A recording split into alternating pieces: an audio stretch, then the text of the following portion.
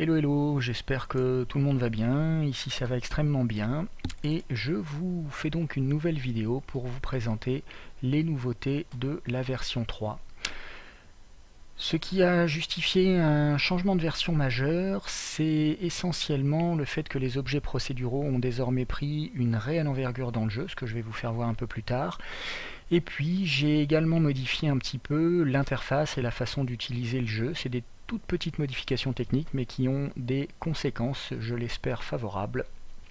Donc la première chose, c'est que désormais la gestion du curseur de la souris que vous voyez se déplacer sur mon écran est entièrement assurée par la souris elle-même, les clics gauche et les clics droit. Autrement dit, la touche R qui servait avant à afficher ou masquer le curseur de la souris a maintenant disparu, ce qui est une bonne chose parce qu'elle n'était pas intuitive et qu'elle demandait à la main gauche de s'occuper d'autre chose que des déplacements. Donc maintenant tout est assuré par le curseur les clics de la souris. Tout le reste est fait derrière en coulisses sans que vous en ayez conscience, et donc tout ce que vous avez à faire désormais c'est une seule chose au lieu de deux, c'est-à-dire cliquer droit pour reprendre le contrôle de votre pion ou cliquer gauche, ce que je suis en train de faire là, pour afficher le curseur et par exemple fermer notre fenêtre. Voilà, donc c'est désormais beaucoup plus simple.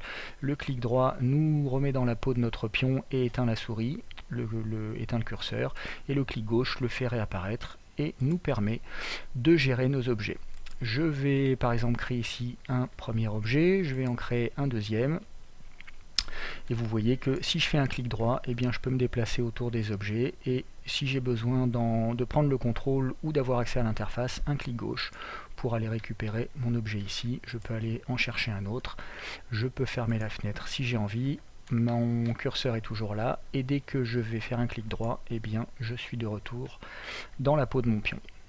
Voilà, donc normalement c'est beaucoup plus simple, beaucoup plus intuitif, on économise un bouton et les choses deviennent plus agréables. On va supprimer un de ces deux objets et on va rester... Alors j'ai fait ça tout à l'heure, donc j'ai pas encore tout à fait l'habitude.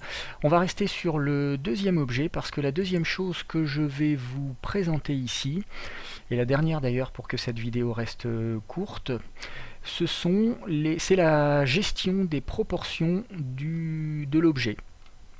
Si vous vous souvenez, quand on assignait une texture à un objet, il gardait ses proportions et on avait besoin d'allumer les propriétés du pion ici pour aller lui spécifier si c'était un pion ou une carte manuellement, et puis cliquer sur appliquer. Et donc à chaque fois qu'on changeait une texture, il fallait penser à aller appuyer sur pion, ce qui m'a rapidement gavé parce que j'utilise le programme énormément en ce moment. Et j'ai donc trouvé une bonne idée pour me débarrasser de ce problème-là. J'ai mis ici des petites cases à cocher qui permettent de décider ce que l'objet va être par défaut. Donc vous voyez que par défaut on a coché un pion, ce qui signifie que l'objet sera toujours un pion. Et donc si je ferme ici la fenêtre des propriétés et que je vais changer la texture, on va aller chercher un caractère assez fin. Donc voilà, ici je sélectionne, vous voyez, une texture qui est plutôt en hauteur, et observez bien, dès que je vais appliquer ce qui va arriver à l'objet 2, la texture est appliquée, mais vous voyez que ses proportions sont également modifiées en fonction de sa texture.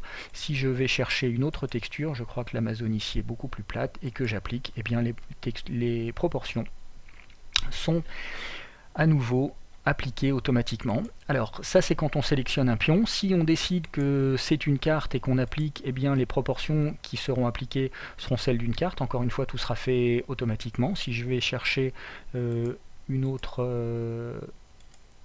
on va prendre, voilà, par exemple celle-ci, une autre image, vous voyez que c'est toujours une carte, mais les proportions ont été calculées automatiquement et surtout appliquées. On a également une troisième possibilité, c'est d'en faire un mur. Un mur, c'est la même chose, les proportions sont appliquées sur le côté, mais une des deux dimensions latérales de l'objet a été amoindrie de façon à ce qu'il ressemble à un mur, comme son nom l'indique. Voilà. Donc on va en refaire un pion ici. Et naturellement, si on veut régler les proportions manuellement, il suffit de décocher les 3 cases, et à ce moment-là, les proportions deviennent absolument libre. Je vais lui mettre un petit 5 en hauteur, vous voyez que il devient plus haut que large. Et naturellement, dès que je reclique sur pion ici, il recalcule automatiquement ses proportions.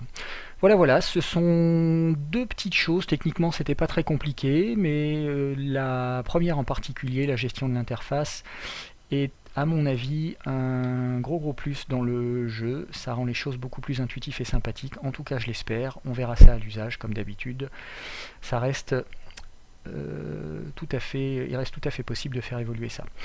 Voilà, je vais m'arrêter ici, je ne vais pas vous parler des objets procéduraux dans cette vidéo, histoire qu'elle ne soit pas trop longue, on va faire ça plutôt dans d'autres vidéos. Donc j'arrête la vidéo ici, merci à tous et à très bientôt.